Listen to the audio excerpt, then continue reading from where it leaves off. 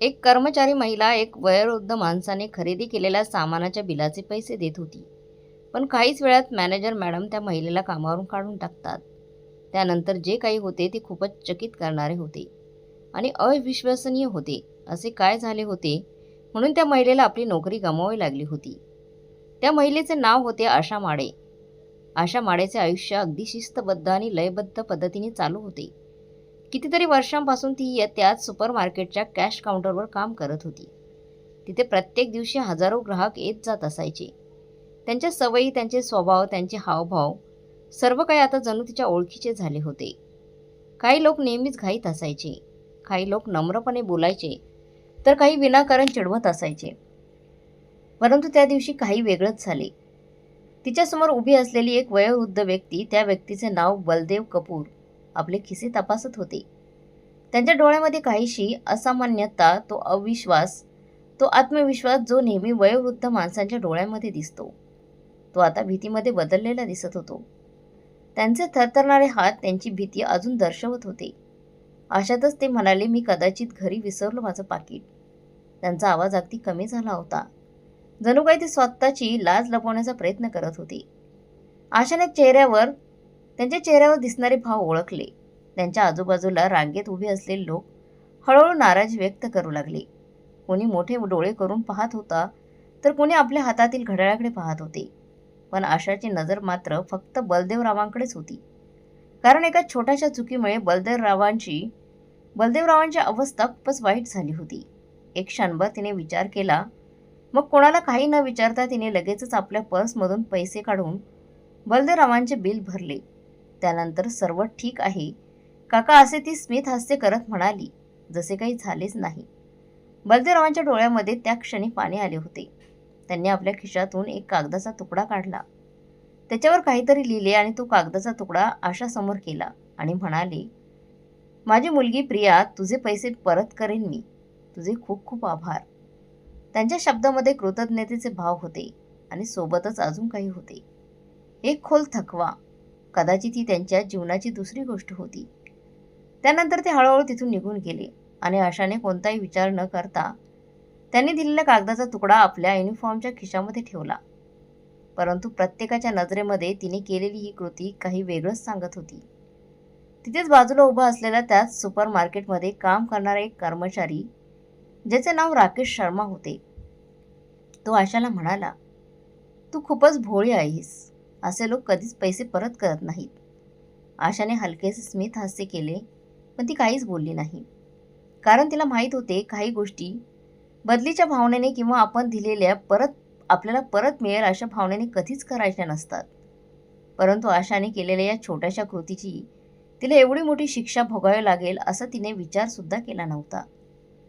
काही मिनिटांनंतरच सुपरमार्केटचे अतिशय रागीट मॅनेजर मीरा आयरने आशाला आपल्या ऑफिसमध्ये बोलावून घेतले. त्या ऑफिसमध्ये गेल्याबरोबर आशाला गारवा जाणवू लागला. तिथे सर्व काही अगदी व्यवस्थित होते, परंतु ती जागा आशाला नेहमीच वेगळी वाटायची. मॅनेजर मीरा आयर आपल्या खुर्चीवर बसली होती. तिच्या डोळ्यांमध्ये तोच राग, तशीच व्यावसायिकता दिसत होती. "तू कंपनीचे नियम तोडले आहेस आशा," मीरा आपल्या हाताची घडी घालत म्हणाली. "मॅडम, मी फक्त एक गरजवंताची मदत केली." आशाने अगदी संयमी शब्दात आपल्या मॅनेजर मॅडमला उत्तर दिले. "आशा, ही व्यक्तिगत भावनेची गोष्ट नाही आहे. ही नियमांची गोष्ट आहे आणि इथे नियमांचे उल्लंघन केलेले कधी सहन केले जाणार नाही. त्यामुळे तुझा कॉन्ट्रॅक्ट इथेच संपवण्यात येत आहे." काही क्षण आशाचा विश्वासच बसत नव्हता की तिने बरोबर ऐकले आहे का. एवढ्या वर्षांची मेहनत, समर्पण, प्रामाणिकपणा सर्व गोष्टी एका क्षणात संपून गेल्या. परंतु आशाने कोणत्याच प्रकारचा विरोध केला नाही. आपले कर्तव्य समजून तिने लगेचच आपले ओळखपत्र काढून मीरा मॅडमच्या समोर टेबलावर ठेवले. आशाच्या या कृतीने मीराला पुढे काही बोलण्याची गरजच पडली नाही. सुपरमार्केटमधून बाहेर पडताना आशाने एक दीर्घ श्वास घेतला. तिचे आयुष्य आता एका वेगळ्या वळणावर आले होते. आता तिला माहीत नव्हते की पुढे काय होणार आहे. घरी पोहोचल्यानंतर तिने लगेचच आपल्या बाबांना, विक्रमरावांना सर्व काही सांगितले.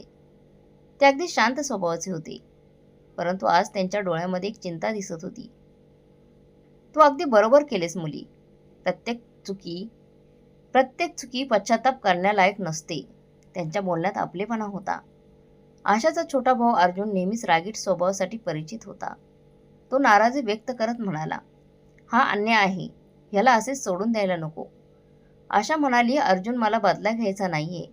मला फक्त एकच गोष्ट समजत नाही की जग चांगल्या गोष्टीला कमजोर का समजते. तेवढ्यातच फोनची रिंग वाजू लागली. आशाने फोन उचलला. दुसऱ्या बाजूने अगदी हळू आवाजात आवाज आला, आशा माडे, मी प्रिया कपूर बोलते आहे. माझ्या बाबांनी तुझ्याविषयी सांगितले. मला तुला भेटायचं आहे. तिच्या आवाजामध्ये कृतज्ञता तर होतीच, पण अजून काहीतरी होते. काहीतरी रहस्य होते, जे रहस्य आशाचे आयुष्य अजून गुंतागुंतीचे बनू शकत होते. आशाला त्या रात्री झोपच आली नाही. प्रिया कपूरचा आवाज अजून सुद्धा तिच्या कानात घोंगावत होता. तिच्या बोलण्यात कृतज्ञता तर होतीच, परंतु तिच्या बोलण्याच्या पाठीमागे दुसरी कोणती तरी गोष्ट दडलेली होती. ती अशी गोष्ट होती जी फक्त धन्यवाद बोलून संपत नव्हती. सकाळ होताच आशाने सावधगिरीने कोणते कपडे घालायचे ते ठरवून घेतले. तिला माहीत नव्हते की ही थेट तिच्यासाठी काय घेऊन आणणार आहे. परंतु एक विचित्र भावना तिच्या मनामध्ये दडली होती. ती त्या हॉटेलमध्ये भेटणार होती. ते हॉटेल जास्त मोठे नव्हते. लाकडाचे जुने टेबल, हलकासा चहाचा सुगंध आणि काही निवडक ग्राहक. आशा जेव्हा तिथे पोहोचली तेव्हा प्रिया तिच्या अगोदर एका कोपऱ्यातल्या टेबलाजवळ बसली होती. तिचा चेहरा शांत होता, परंतु तिचे डोळे बेचैन होते. ती जास्त अहंकारी किंवा श्रीमंत वाटत नव्हती. काही सेकंद दोघींमध्ये कोणतेच बोलणे झाले नाही. दोघी शांत बसल्या होत्या. मग प्रिया लगेचच मुद्द्याला हात घालत म्हणाली, माझ्या बाबांना विसरभोळेपणाचा त्रास आहे. तेव्हा आशाला वाटले की आपण बरोबर ऐकले की नाही. काय ऐकले आपण? प्रियाचे बोटे चहाच्या कपाबरोबर खेळत होती. तिचा आवाज स्थिर होता, परंतु तिच्या बोलण्यात मध्ये एक चढाव उतार होता, जो तिची असहाय्यता दर्शवत होता. आशा काही महिन्यांपासून त्यांची स्मरणशक्ती थोडी कमी होत चालली आहे. कधीकधी त्यांना त्यांच्या जुन्या गोष्टी लक्षात राहत नाही. कधी घराकडे येणारा रस्ताच ते विसरतात, तर कधी आपले नातेवाईक ओळखण्यामध्ये सुद्धा ते चूक करतात. परंतु प्रिया बोलताना एक क्षणांसाठी थांबली. परंतु आशा अगदी हळू आवाजात म्हणाली. प्रियाने तिच्या डोळ्यात पाहिले आणि म्हणाली, परंतु ते तुला विसरले नाहीत. हे ऐकल्याबरोबर आशा चकित झाली. मला? प्रियाने होकारार्थी मान हलवली. हो, तुला. काल जेव्हा ते घरी परत आले तेव्हा ते खूप जास्त परेशान होते. त्यांना काहीच आठवत नव्हते ते कुठे गेले होते, काय केलं होतं. एवढंच काय, तर त्यांना आपला पत्तासुद्धा नीट आठवत नव्हता. फक्त त्यांना एक गोष्ट आठवत होती, ती म्हणजे तुझा चेहरा. ती कितीतरी वेळ म्हणाले की एका अनोळख्या मुलीने माझी मदत केली आहे. त्यांच्याकडे पैसे नव्हते, परंतु त्या मुलीने त्यांची इज्जत वाचवली, असं त्यांचं म्हणणं होतं. हे ऐकल्याबरोबर काही क्षण आशा पापण्या उघडझाप करणेच विसरून गेली होती. तिच्या मनामध्ये एक विचित्र भावना निर्माण झाली. तिला माहीत होते की तिने काही चुकीचे केलेलं नव्हतं, परंतु एक व्यक्ती जी आपल्या आयुष्यातील एक एक गोष्ट विसरत होती, ती व्यक्ती तिला विसरू शकली नव्हती. ही गोष्ट खूपच मोठी होती. आशा आता प्रियाला म्हणाली की मला खूप वाईट वाटत आहे की तुमचे बाबा ह्या आजारातून जात आहेत. प्रियाच्या बोटांनी आता चहाचा कप घट्ट पकडला होता. ती लगेचच म्हणाली, आशा, तू दुःखी होऊ नकोस. हा आमचा आयुष्याचाच एक भागच बनला आहे. मी त्यांच्याबरोबर लढत आहे, परंतु मी तुला या गोष्टींपासून बोलून घेतले आहे. ती गोष्ट कदाचित तुझे आयुष्य बदलू शकते. हे वाक्य ऐकल्याबरोबर आशाचे हृदय जोरजोरात धडधडू लागले. काय? प्रियाने दीर्घ श्वास घेतला आणि म्हणाली, माझे बाबा बलदेव कपूर तेच आहेत जे सुपरमार्केटच्या मालकांमधील एक आहेत. प्रियाच्या अशा बोलण्याने तेथील वातावरण बदलून गेले. आशाला असे वाटू लागले होते की जणू काही कोणीतरी तिची खुर्ची खेचून घेतली आहे आणि ती पडणार आहे. अशा अवस्थेत तिने प्रश्न केला, काय? हो, प्रिया कडक शब्दात म्हणाली.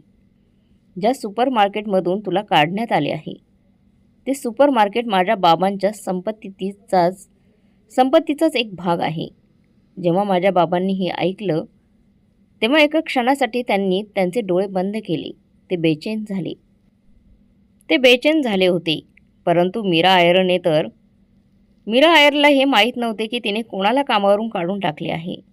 प्रियाच्या आवाजामध्ये आता एक वेगळाच राग होता.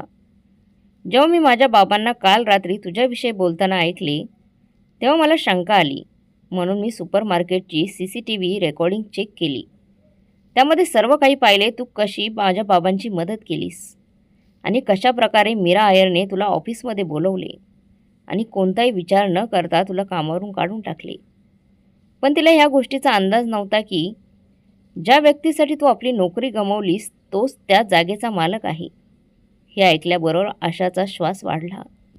ती लगेच म्हणाली, पण तुम्ही या सर्व गोष्टी मला का सांगत आहात? प्रियाने पहिल्यांदा हसण्याचा प्रयत्न केला, परंतु तिच्या डोळ्यामध्ये अजून सुद्धा राग आणि द्वेष स्पष्टपणे दिसत होता.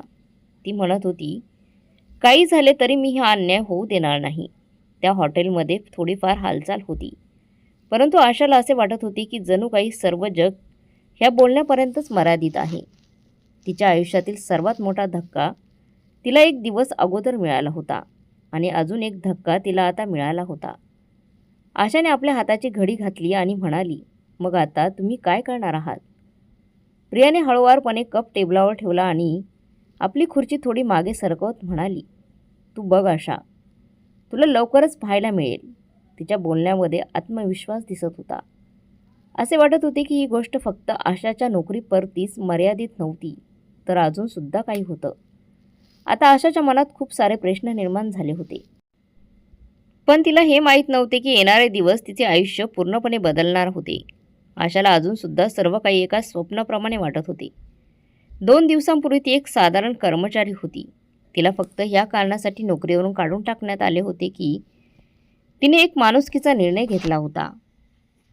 पण आज पुन्हा ती त्याच सुपरमार्केटच्या दरवाजामधून आतमध्ये प्रवेश करत होती.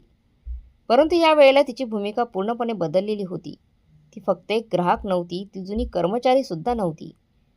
ती आता तिथली नवीन मॅनेजर होती. जेव्हा तिने आतमध्ये पाऊल ठेवले तेव्हा सर्वांच्या नजरा तिच्यावर खिळल्या. काही कर्मचारी आश्चर्यचकित झाले होते. त्यांचा विश्वास बसत नव्हता. तर काही असे होते जे लाजत होते, खास करून राकेश शर्मा, ज्याने त्या दिवशी आशाला मूर्ख समजून तिची मस्करी केली होती. प्रिया आता तिच्याबरोबर होती. ती मोठ्या आत्मविश्वासाने चालत होती. प्रिया आशाला सरळ ऑफिसमध्ये घेऊन गेली. पण आशाला त्या ऑफिसमधील प्रत्येक गोष्ट आता वेगळी वाटत होती. ही तीच जागा होती ज्या जागेवर 2 दिवसांपूर्वीच मीरा अय्यरने तिचा अपमान केला होता. तिच्या एवढ्या वर्षाच्या मेहनतीवर एका क्षणात पाणी फिरले होते. पण आता मीरा तिथे नव्हती. आशा मीरा मॅडमच्या खुर्चीकडे एकटक पाहत उभी होती. तेवढ्यात आवाज आला, मीरा अय्यरला तिथून काढून टाकण्यात आले आहे. प्रिया अगदी शांत स्वरात म्हणाली. आशाने एक दीर्घ श्वास घेतला. मग आता? प्रियाने तिच्याकडे पाहिले आणि हलकेसे स्मित हास्य करत म्हणाली, आता ही खुर्ची तुझी आहे. आशाला काही क्षण समजलेच नाही की ती नक्की काय बोलावे. तिला समजत नव्हते मला ही नोकरी का दिली जात आहे. शेवटी तिने प्रियाला विचारलेच. तेव्हा प्रिया आशाला खुर्चीवर बसवत म्हणाली, ही फक्त एक नोकरी नाही आशा. मी तुला इथे यासाठी बसवत नाही की तुझ्यावर अन्याय झाला होता. मी तुला ही खुर्ची, इथले सर्व अधिकार यासाठी देत आहे की हा सुपरमार्केट अशा माणसाच्या हातात असायला हवा जो योग्य आणि अयोग्य यामधला फरक करेल. प्रिया काही क्षण थांबली आणि गंभीर स्वरात म्हणाली, या जागेला तुझी आवश्यकता आहे. आशाने आपली नजर ऑफिसच्या चारी बाजूंनी फिरवली. कारण एवढी वर्ष काम करून सुद्धा कधीच तिने विचार केला नव्हता की आपण या खुर्चीपर्यंत पोहोचू शकू. आशा थोडी अडखळली. ती फक्त एक सर्वसाधारण कर्मचारी होती. प्रियाने मान हलवली आणि म्हणाली, नाही, तू इतरांप्रमाणे साधारण होतीस असं तुला वाटत होतं आणि इतरांना सुद्धा तसंच वाटत होतं. पण तुझ्यामध्ये आणि त्यांच्यामध्ये काय फरक आहे हे त्यांनी आता पाहिलं आहे. प्रिया खुर्चीवर हात मारत म्हणाली, हे फक्त एक पद नव्हते, ही एक दुसरी संधी होती. सर्वांना सोबत घेऊन काम करण्याची, एखाद्याचे सत्य सिद्ध करण्याची आणि जे सत्य आहे त्याला प्रोत्साहन करण्याची आणि जे वाईट विचार करतात त्यांना उत्तर देण्याची. राकेश शर्मा, जो आत्तापर्यंत दूरवरून सर्व काही पाहत होता, तो जवळ आला. त्याच्या डोळ्यामध्ये संकोच आणि कदाचित पश्चातापसुद्धा होता.